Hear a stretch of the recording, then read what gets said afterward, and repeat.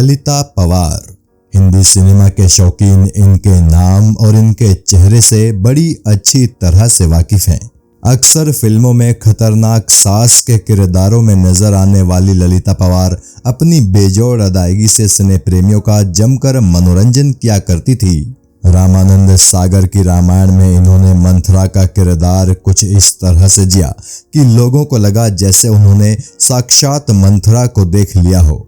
7 दशकों तक भारतीय सिनेमा में सक्रिय रही ललिता पवार ने 700 से भी ज्यादा फिल्मों में काम किया और अपना एक अलग मुकाम बनाया। किस्सा टीवी आज आपको भारत की महानतम अभिनेत्रियों में से एक ललिता पवार की जिंदगी की कहानी बताएगा। ललिता पवार कैसे हीरोइन से कैरेक्टर आर्टिस्ट बनी और उनकी निजी जिंदगी में क्या उथल पुथल हुई, ये सारी कहानी आज हम और आप जानेंगे। ललिता पवार का जन्म 18 अप्रैल 1916 को नासिक शहर के येवला कस्बे में हुआ था। माँ बाप ने इन्हें नाम दिया था अंबा लक्ष्मण राव शगुन। इनके पिता लक्ष्मण राव शगुन सिल्क और कॉटन व्यापारी थे और अच्छे खासे अमीर थे। ये जब मात्र 11 बरस की थी तभी इन्होंने फिल्मों में बतौर चाइल्ड आर्टिस्ट काम करना शुरू कर दिया था। एक मूक फिल्म में ये बाल कलाकार के तौर पर दिखी थी और बतौर मेहनताना इन्हें 18 रुपए मिले थे। ये वो दौर था जब लड़कियों को स्कूल भेजना अच्छी बात नहीं मानी जाती थी, लेकिन इनके पिता ने इनके लिए घर पर ही उर्दू और हिंदी टीचर की व्यवस्था कर दी थी, इसीलिए ये थोड़ा बहुत पढ़ना लिखना जानती थी। घर पर ही इन्होंने शास्त्रीय संगीत भी सीखा था। भारत में जब मूक फिल्में बना करती थी तो ये उनमें काफ़ी एक्टिव थी और इन्होंने ढेर सारी मूक फिल्मों में काम किया था। उस जमाने में बनने वाली तकरीबन हर मूक फिल्म में ये नजर आती थी और एक साल में 1 दर्जन फिल्मों में ये काम कर लिया करती थी। उसके बाद साल 1934 से इन्होंने टॉकी फिल्मों में भी काम करना शुरू कर दिया था। ललिता पवार दिखने में काफी खूबसूरत थी और ये एक जबरदस्त अदाकारा भी थी। यही वजह थी कि इनके पास फिल्मों की कमी नहीं रहती थी। उस दौर में ये हिंदी सिनेमा की सबसे महंगी हीरोइन थी। ये वो वक्त था जब फिल्मों की हीरोइन को अपने गाने खुद ही गाने पड़ते थे। चूंकि ललिता पवार ने संगीत की शिक्षा ली थी तो ये आराम से गाने भी गा लिया करती थी। इनके गाए गीत लोगों को बड़े पसंद भी आ रहे थे और ये कामयाबी की डगर पर तेजी से आगे बढ़ती चली जा रही थी। लेकिन साल 1942 में इनके साथ एक ऐसा हादसा हुआ जिसने इनकी जिंदगी बदल कर रख दी और इनके हीरोइन बनने के सपने को चकनाचूर कर दिया। जंग आजादी नाम की फिल्म के लिए ये भगवान दादा के साथ एक सीन शूट कर रही थी। उस सीन में भगवान दादा को इन्हें थप्पड़ मारना था। भगवान दादा ने इन्हें वो थप्पड़ बेहद जोर से मार दिया, इतनी जोर से कि ये जमीन पर गिर पड़ी और बेहोश हो गई। इनकी आंख की एक नस फट गई। कहा जाता है कि एक डॉक्टर ने इन्हें गलत दवाई दे दी जिससे इनके चेहरे पर लकवा मार गया। इसके बाद लगभग 3 सालों तक ये फिल्म इंडस्ट्री से दूर रही। उस चोट ने इनकी वो आंख बेकार कर दी थी और इनकी आंख छोटी हो गई थी। इस तरह फिल्मों में बतौर लीडिंग लेडी कामयाबी पाने का इनका सपना कुछ ही फिल्मों के बाद टूट गया। इनकी जिंदगी पूरी तरह से बदल गई। ललिता पवार को फिल्मों से बेहद प्यार था। कहना चाहिए कि एक्टिंग ही उनकी असली जिंदगी थी। इतना बुरा हादसा होने के बाद जहां अक्सर लोग बुरी तरह से टूट जाते हैं तो वहीं ललिता पवार ने खुद को अंदर से मजबूत किया और फिल्मों में कैरेक्टर आर्टिस्ट के तौर पर काम करने लगी। दिलीप कुमार, देवानंद और राज कपूर जैसे उस दौर के सितारे इनसे उम्र में महज 1 या 2 बरस ही छोटे थे, लेकिन एक आंख बेकार हो जाने की वजह से इन्हें उनकी मां के रोल निभाने पड़ रहे थे और ये भी बिना किसी संकोच के ये सारे रोल किए जा रही थी। चोटिल होने के बाद 1948 में MM यूसुफ की फिल्म गृहस्थी से इन्होंने फिल्मों में वापसी की। 1950 में रिलीज हुई वी शांताराम की फिल्म दहेज में ये पहली दफा सास के किरदार में दिखी।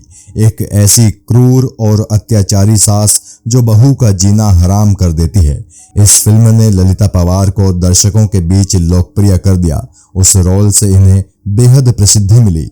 इन्होंने वो रोल इस गहराई से निभाया कि उस दौर में ज्यादातर माएं ईश्वर से प्रार्थना करती थी कि उनकी बेटी को कभी भी ललिता पवार जैसी सास ना मिले। इसका एक असर ये भी रहा कि उत्तर भारत के ज्यादातर घरों में लोग उन्हें नापसंद करते थे। 70 सालों तक इन्होंने लगभग 700 फिल्मों में काम किया। हिंदी के अलावा इन्होंने मराठी और गुजराती फिल्मों में भी काम किया और इन फिल्मों में इन्होंने एक से बढ़कर एक किरदार निभाए। रामानंद सागर की रामायण में इनका निभाया मंथरा का किरदार भला कौन भुला सकता है।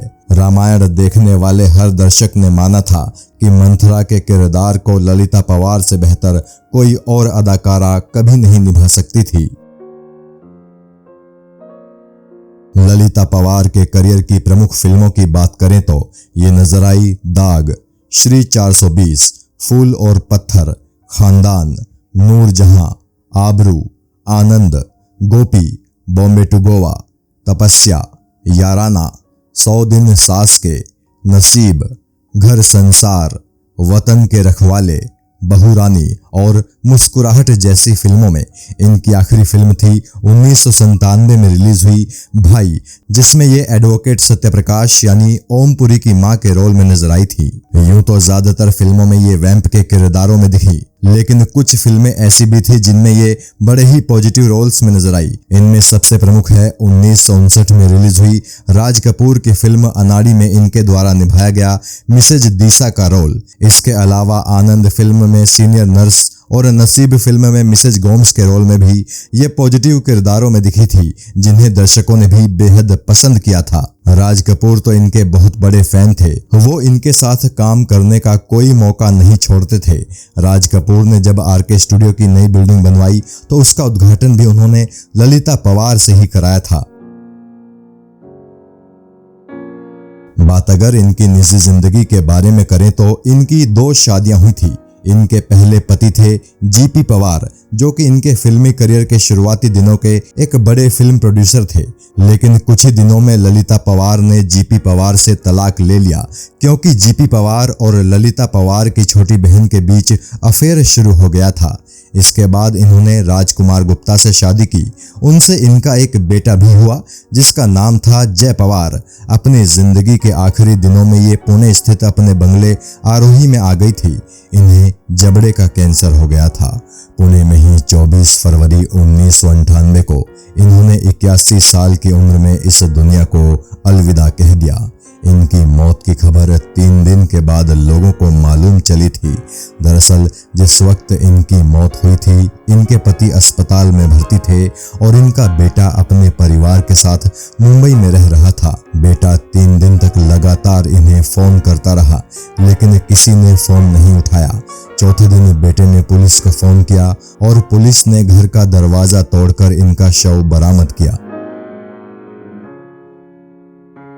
ललिता पवार आज भी भारतीय सिने प्रेमियों के जहन में जिंदा हैं और हिंदी सिनेमा में तो ये अमर हो चुकी हैं। ये बात पूरे यकीन के साथ कही जा सकती है कि बॉलीवुड में ललिता पवार जैसी अभिनेत्री शायद ही फिर कभी दोबारा आए। किस्सा टीवी महान ललिता पवार को याद करते हुए उन्हें नमन करता है। जय हिंद।